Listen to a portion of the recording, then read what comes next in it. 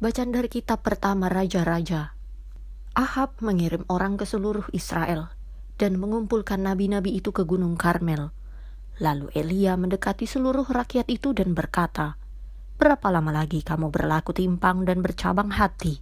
Kalau Tuhan itu Allah, ikutilah dia, dan kalau Baal, ikutilah dia." Tetapi rakyat itu tidak menjawabnya sepatah kata pun.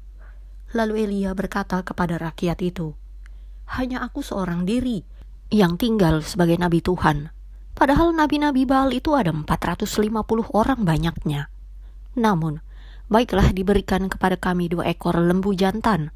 Biarlah mereka memilih seekor lembu, memotong-motongnya, menaruhnya ke atas kayu api. Tetapi mereka tidak boleh menaruh api. Aku pun akan mengolah lembu yang seekor lagi, meletakkannya ke atas kayu api, dan juga tidak akan menaruh api. Kemudian biarlah kamu memanggil nama Allahmu, dan aku pun akan memanggil nama Tuhan. Maka Allah yang menjawab dengan api, dialah Allah." Seluruh rakyat menyahut, katanya, "Baiklah demikian." Kemudian Elia berkata kepada nabi-nabi Baal itu, "Pilihlah seekor lembu dan olahlah itu dahulu, karena kamu ini banyak. Sesudah itu panggillah nama Allahmu, tetapi kamu tidak boleh menaruh api."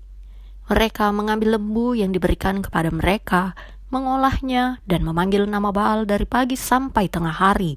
Katanya, "Ya Baal, jawablah kami."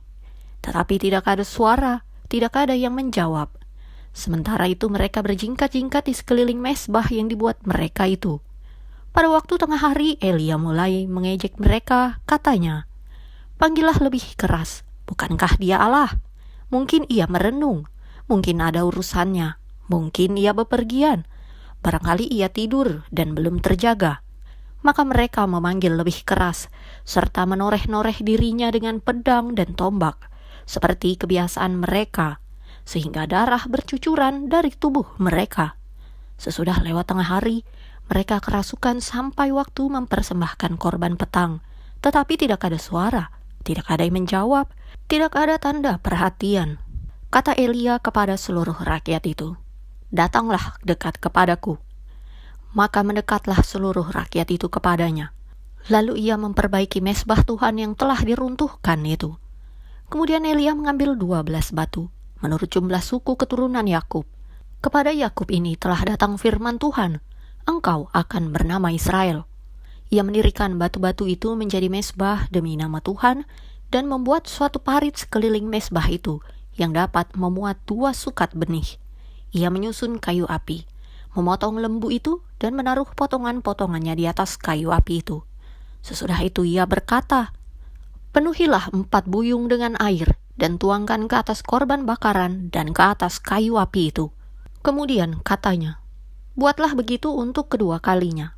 Dan mereka berbuat begitu untuk kedua kalinya. Kemudian katanya, "Buatlah begitu untuk ketiga kalinya." Dan mereka berbuat begitu untuk ketiga kalinya, sehingga air mengalir sekeliling mezbah itu. Bahkan parit itu pun penuh dengan air.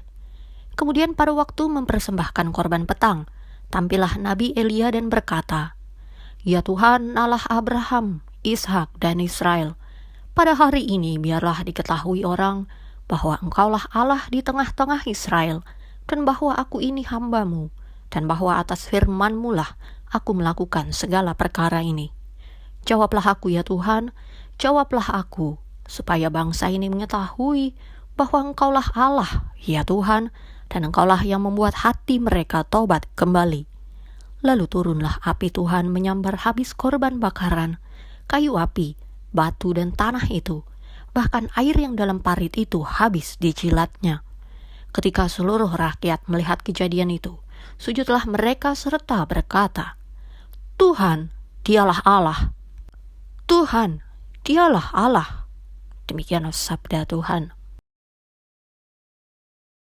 Jagalah aku ya Allah, sebab padamu aku berlindung. Jagalah aku ya Allah, sebab padamu aku berlindung. Aku berkata kepada Tuhan, "Engkaulah Tuhanku."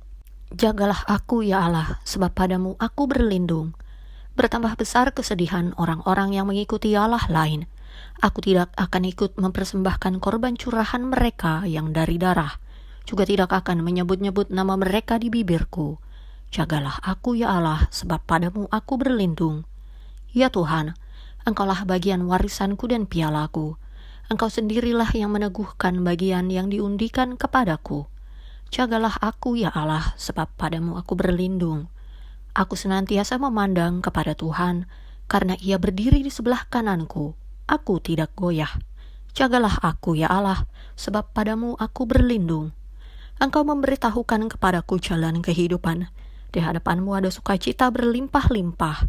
Di tangan kananmu ada nikmat senantiasa. Jagalah aku ya Allah, sebab padamu aku berlindung. Bacaan Injil menurut Santo Matius. Janganlah kamu menyangka bahwa aku datang untuk meniadakan hukum Taurat atau kitab para nabi.